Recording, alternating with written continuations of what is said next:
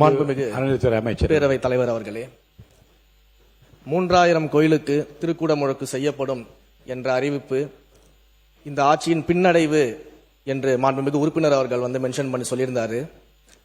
ஒரு விஷயத்தை இங்க தெளிவுபடுத்த விரும்புகிறேன். கடந்த 5 ஆண்டுகள்ல 2494 திருக்கோயில்களுக்கு திருப்பணிகளை பொதுநல நிதியில் செய்வோம் என்று அதற்கான திட்டங்களை எல்லாம் தீட்டிவிட்டு இன்றைக்கு நீங்க பாத்தீங்கன்னா அந்த மொத்த மதிப்பீட்டுல இன்னும் 392 கோடி நிலுவையில் இருக்கிறது. திரும்ப செலுத்தாம நிலுவையில் இருக்கிறது. அதுல முழுமையாக திருப்பணிகள் முடிந்த கோயில்கள் இருக்கிறது, பாதியில் திருப்பணிகள் நிற்கக்கூடிய கோயில்கள் இருக்கிறது, இன்னும் துவங்கப்படாத பணிகள் இருக்கிறது. அப்ப ஏறத்தாழ 400 கோடி ரூபாய் அளவுக்கு திருப்பி செலுத்த வேண்டிய தொகை நிலுவையில் இருக்கிறது. அது மட்டும் இல்லாம கடந்த 5 ஆண்டுகள் சட்டமன்ற அறிவிப்பு எடுத்து பாத்தீங்கன்னா 2021-22 முதல் 2025-26 வரைக்கும் மொத்தம் 844 சட்டமன்ற அறிவிப்புகளை மாண்புமிகு உறுப்பினர் அவர்கள் முன்னாள் அமைச்சராக இருக்கும்போது வழங்கியிருந்தார். அந்த அறிவிப்புகளை பொறுத்த வரைக்கும் ஏறத்தாழ இன்றைக்கு மட்டும் பாத்தீங்கன்னா நம்ம நடத்த 79 அறிவிப்புகள், அந்த அறிவிப்புகள்ல 79 அறிவிப்புகள் சுமார் 418 கோடி நிதி இல்லாம துவங்கப்படாத நிலையில இருக்குது.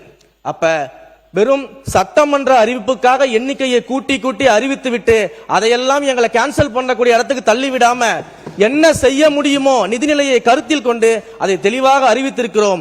3000 என்பதை முதலில் நாங்கள் முடித்துவிட்டு அதற்கு பிறகு 4000 என்ன 5000 என்ன முடிஞ்சா 6000 கூட நாங்க செய்வோம். ஆனா வாக்குறுதியில ஒண்ணு கொடுத்துட்டு அடுத்து அதை கேன்சல் பண்ணக்கூடிய சூழலுக்கு நிச்சயமாக எங்களுடைய ஆட்சி இருக்காது.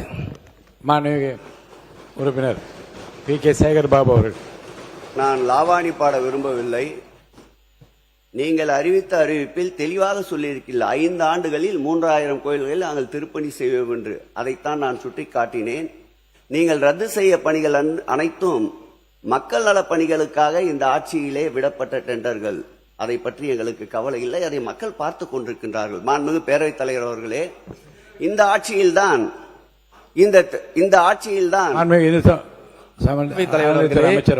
கடந்த முறை சட்டமன்றத்திலேயே நான் சொன்னேன், 500 பேர் கூட வராத இடத்திற்கு எதுக்கு மல்டி லெவல் கார் பார்க்கிங், அதை மக்களே கேட்கலன்னு சொன்னேன். அது போன்ற திட்டங்களை தான் நம்ம இன்றைக்கு இன்னும் ஆரம்பிக்காத நிலையில் இருக்கும் போது நம்ம அதை கேன்சல் பண்ணிருக்கோமே தவிர்த்து மக்களுக்கு பயன்படக்கூடிய திட்டங்களை நம்ம எங்கேயுமே கேன்சல் பண்ணல. அதோட இன்னொன்னையும் சொல்றேன், எந்த அளவிற்கு இன்னும் நிதி சுமையில இருக்கும்போது பணம் திரும்ப வர வேண்டியது இருக்குன்னா, நகைச்சுவையா ஒரு விஷயத்தை சொல்றேன். நம்முடைய பாடநூல் கழக வாரியத்தினுடைய தலைவர் என்னுடைய அன்பிற்குரிய சகோதரர் அண்ணன் லொயாலா மணி அவர்கள் அனைவருக்கும் தெரியும். எப்பவுமே எனக்கு போன் பண்ணாருன்னா அன்பா சாப்பிட்டியா, என்ன பண்ற, ஏது பண்றேன்னு கேட்பாரு. இப்பெல்லாம் உன் துறையில ஒரு 58 லட்சம் எனக்கு பெண்டிங் இருக்கு, அதை எப்ப கொடுப்பேன்னு கேட்டுக்கிட்டு இருக்கிறாரு. அந்த அளவிற்கு நிறைய இடங்கள்ல திருப்பி தர வேண்டிய பணத்தொகை இருப்பதனாலதான் நாம இந்த நிதி நிலைமையை கருத்தில் கொண்டு நம்ம அந்த 5 வருஷத்துக்கான திட்டங்களை எண்ணிக்கையை நம்ம சொல்லி இருக்கிறோம். இதை இந்த இடத்துல நான் தெளிவுபடுத்த விரும்புகிறேன்.